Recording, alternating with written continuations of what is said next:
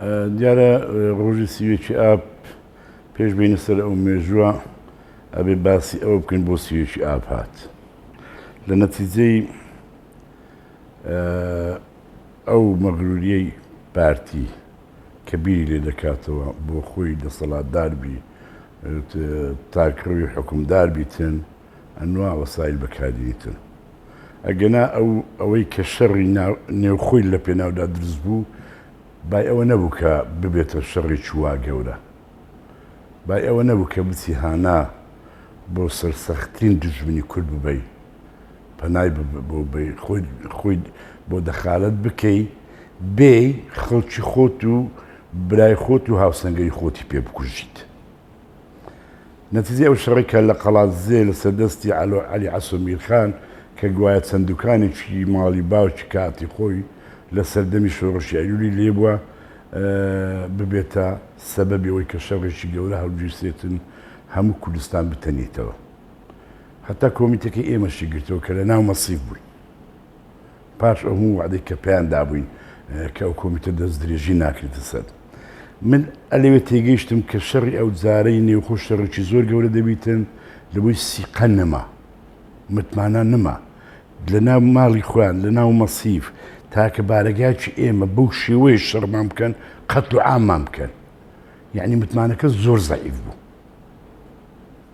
پاشە شەڕەکە تەلیەوە هەموو کوردستانی گرتەوە بە هەولێریشەوە ئەو ماوەی کە هەولێر لەژێر دەسەڵاتی ئێمەماناندا بوو وەزعێکی اقتصادی زۆر خراپ بوو بەڵام سەرەڕای ئەوەش کاکوسە سەرۆکی حکومەت بوو خەڵک نەمزاهرەی دەکرد خەڵک نەداهاتە سەر جادا خەڵک ناڕازی نەبوو مامۆستا کەلوپەری ماڵی خۆی دەفرۆش ئەچوو دەوامی دەکرد فەرمانبەر کەلوپەری ماڵی خۆی دەفرۆش ئەچوو دەوامی دەکرد ئەوانەی کە باز دەکەن ئەو کاتی کە هەولێر لە دەستیچێتی بوو یەشێتی بەبێ پارە ئیدارە ئەو هەولێریدا چکەوان پارەکی برایم خەلیلیشیان گیر کرد و نانداوە حکومەت بەڵام بە هیمەتی کاکوسەت و برادران لە حکومەت توانیان ئیدارەی خەڵک بدەن توانیان ئیدارەی حکومڕانیەکە بدەن هەتا ئەوەی ڕۆژێ پارتی نەیتوانی خۆی بێتەوە هەولێر هێرشێکی زۆر بەرفرەوانی کرد لە 27 سێ لەو هێرشەش تێکشکە زۆر خراپش تێکشکە تێرگەیشتەوە کە جاریشتر ئەو هەولێری بۆ ناژیرێتەوە پەنای بردە بەر دڕندترین ڕژێمی سەردەم کە حکومەتی بەعز بوو ئەو بەعسەی کە 182,000 کوردی ئەنفار کرد ئەو بەعسەی کە 7,000 بارزانی ئەنفار کرد ئەو بەعسەی کە بە چەکی کیمیایی لە هەموو کوردستانیدا بەس لە هەڵەبجە 5,000 کەسی شەهید کرد ئەو بەعسەی کە بە هەزاران ڕۆڵەی ئێمەی لە زیندانەکانی خۆیدا لە سێدارەدا ئەو بەعسەی بە ئاگر و ئاسن دژی هەموو شۆڕشی کرد و لە کوردستانە کە باچی بەوە نەبوو کورد لە بۆتەی عەرەبدا بتوێنیتەوە پارتی ئەوەی ڕۆژێ دەستی بۆ ئەو شتە خەتەرناکە برد لە پێناو چی تەنها لە پێناو ئەوەی کە خۆی ببێ بە حاکمی وڵات خۆی ببێ بە دەسەڵات خێر و بێری وڵات بخاتە گیرفانەکەی خۆی پەنای بۆ حزبی بەعز برد ئەوەی ڕۆژە سیوێکی بەیانیەکەی من لە مەوقعی وازبی خۆم کە ئەو کاتی لە سنووری شارێز و پیرزین و ئەو ناوچەیە بووم دەم و بەیانیەکە 5 بۆ 6 جم لە تۆپباران بوو پێشتریش معلوماتمان بۆ دەهات یعنی کە پارتی بەنیازە بەنیەتە لەگەڵ حکومەتی بەعز بێ هەولێر بگریتەوە ئێمە برادرانشم لەو مەبەستا ئاگادار کردەوە بەیانێکی کە شەڕەکە ڕوویدا شەڕەکە یەکەم جار لە قۆڵی کانی قڕژاڵە و خەبات و لای قوشتەپە ڕوویدا بە خەستی ئەوانی تر کە لە نێوان بین هەولێر و مەسیف شەڕیتیان نەبوو کەس نەزان پاش نیوەڕێکە ڕوویدا ئێمە بەیانەکەی کاک بڕوهان ئەو کاتی سەر لەشکری ئەو میحۆرەی ئەوێ بوو کاک عوسمان و کاک ئاسۆ سەر لەشکری لەگە مامەغەفا سنووری منتقەی خەبات و کانی قڕژاڵە و سەر ڕێگای مەخمول و سەر ڕێگای گوێڕیان پێسپێدرا بوو کاک ئەنوەر دۆڵانی و کاک ڕەفعەت کەرکوچی لە سنووری قوشتەپە و بنەسڵاوە و پونجی نەبوو کاک بڕوان هات بە دوامە گوتی کاکوسەت بە دوای دانیاردینە با بچین چوونە لای کاکۆسرت ئەو کاتی شەڕ بەردەوام بوو. گوتی هێزێک پێک بین لەو لەشکرەی خۆتان بچنە باداوان. ئێمە چوین بۆ باداوان، لە باداوان بەرگریەکی زۆرمان کرد، دوو تیپمان لەگە خۆ برد، چەند شەید ستار کەرکوچی بوو، کاک ئەحمەد تەرەقە بوو، خوا لێ خۆش بی کاک قاسم بەڕشید بوو، ئەوانە بەرچاون. کاک هاشم زیازیش پێشتر لە بەحەرکەی بریندار بوو، ئەو کاتی لەگەر ئێمە بوو لێ. پاش نێوەڕێکەی حکوومەتی بەعس لە بنەسڵاو مابەینی بنەسڵاو و بنەسڵاوی گرت، لە بنەسڵاو بۆ کەس نەزان چوو بۆ ناو هێزەکەی پارتی، لەوێ لەگە پارتی سێ هێرشی زۆر گەوریان کردە سەر باداوان بۆی باداوان بگرن، بۆیان نەگیرا. تا باداوانیشمان جێهێشت، نە پارتی نە حکوومەتی بەعس بۆی نەکرا.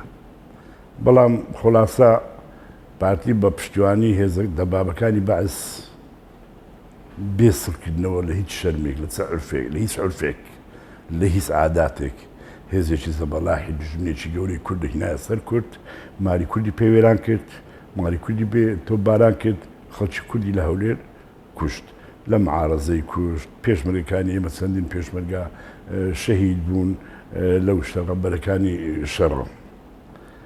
یعنی من زۆر جار بیر لەوە دەکەمەوە، یعنی تو لە زیاتیەوەی بێ لەگە براکەی خۆت، هاو زمانی خۆت، هاو مێژوی خۆت، هاو خاچی خۆت کێشەیەک دەبی، لە زیاتی ئەوەی بە گفتوگۆ بێت چارەسەری ئەو کێشانە بکەیت، پەنا بۆ دژمنەکانی خۆت ببێت.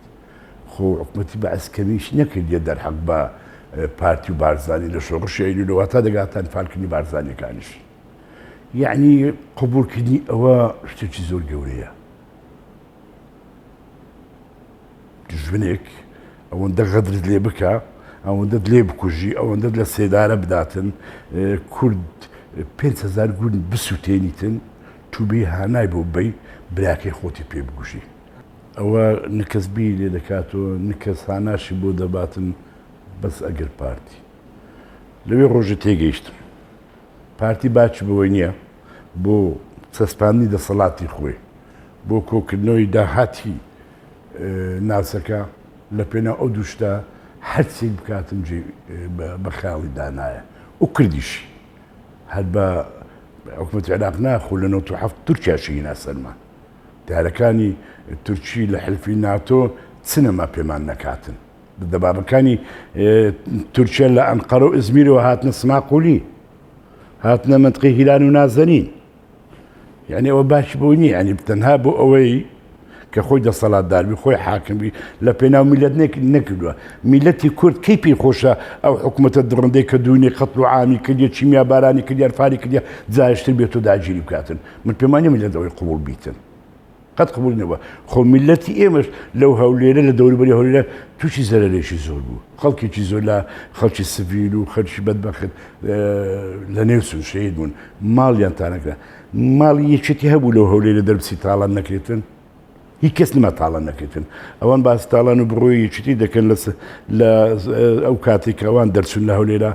من بۆ خۆم حیمایەدان ماڵی پارتیم کردیە لەو هەولێرە کەس نەچێتە ناوی کەسی درێژیان بۆ نەکات. بەڵام ئەوان لە سیویکی ئاب کردیان. یعنی دەڵێن ئیسرائیل بە عەرەبی کردووە لە غەزە و فەلەستینە، کەس پێی نەکراوە. بەڕاستی یعنی دەست درێژی و بێ حرمەتێکی ئەوەندە گەوریان کرد، مێژوو زەحمەتەوە هەتا نەوە بۆنەوەی هەیە بۆ یەکترە جێڕنەوە مێژوو تۆماری دەکات.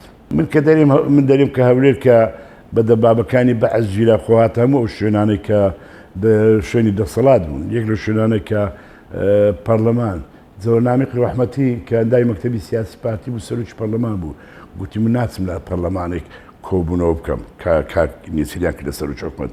گوتی لە پەرلەمانێک دانانیشتم کە بە دەبابی بەعس گیرابێتەوە. چوو لە مزگەوتەکەی شەقڵاوی کۆبوونەوەی پەرلەمانی کرد. خۆی ئەندام مەکتەبی سیاسی پارتی بوو، سەرۆکی پەرلەمان بوو، قبوڵی نەبوو. مەجموعەیەکی زۆرش لەناو پارتی ئەو وەزعیان قبوڵ نەبوو کە بەو شێوە پارتی کردی. و خۆتان تێم دوایە کاک جەوهەرنامێکی ڕەحمەتی بە وەزعێک ڕۆیشت و لە نێچوو خۆیان قبولیان نەبوو. هەندێکیان لەو برادەرانە چوو لە شەقڵاوی کۆبوونەوەی کرد بە پەرلەمانە بۆ دامەزراندنی حکوومەت و کردنی کاک نەسیر بە سەرۆکی حکوومەت. یعنی پەرلەمانێک دام و دەستگای حکومەت بە خوێنی هەزاران ڕۆڵەی ئەو میلەتە دروست بوو، خوێنێکی زۆری لە پێناودرا هەموو حزبەکان بە پلەیەک یەکێتی نیشتمانی کوردستان 21,000 شەهیدی لە پێناوەدا کە دەسەڵاتێکی خۆجێی بۆ کورد پێک بهێنرێتن، توش بە سووک و ئاسانی بێ بە دەبابەی بەعس بێ لە سەرەکەی بدەی، پەرلەمانی پێبگری، ئەنجومەنی وەزیرانی پێبگری، وەزارەتەکانی پێبگری، تەنها بۆی خۆت ببی بە مەسوول، خۆت ببی بە حاکمی ئەوە شتێکی زۆر گەورەیە. یعنی هێرشەکە بۆ سەر هەولێر تەنها بۆ سەر یەکێتی و دەرپڕانیەکێتی نەبووە، دەرحەق بە هەموو خەڵکی هەولێر و هەموو ئەوانەی لەناو هەولێر دانیشتون و هەموو ئەو معارەزانە چنمە بە برا تورکمانەکان نەکاتن، مەقەڕەکانیان، تەلەڤیزیۆنیان، کارمەندەکانیان بە معارەزەی عێراقی، بە سەدان معارەزەی عێراقی تەسلیمی حکوومەتی عێراق کرانەوە. خۆ ئەحمەد سەلەمی ئێستا لە ژیانە نەمێ ئەوانی کە لە گەروی ئیشیان کرێ زۆر ساگەزانتیان بەسەرهات لە ڕۆژی سیوێکی ئابا.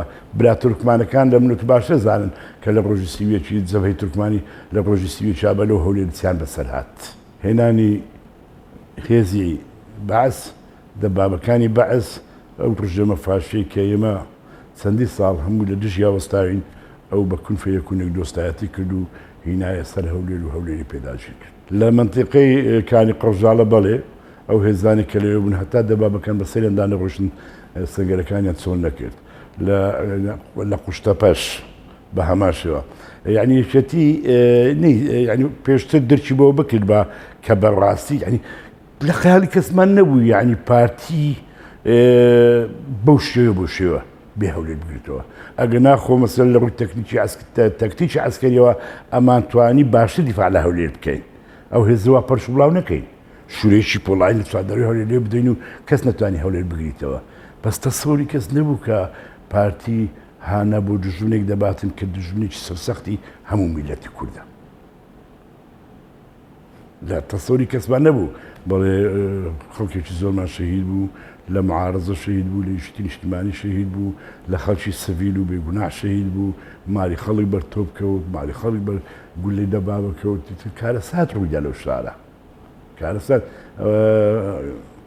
فەرەنسۆ بە ڕەحمەدی قسەیەکی کرد لە مقابلەی جێم لێ بوو، ئەڵێ ئەگە بۆ هەمزانە قسەکەی بۆ بەرژەوەندی پارتی مانەوەی پارتی بەیان زارشتی وا دەکەین،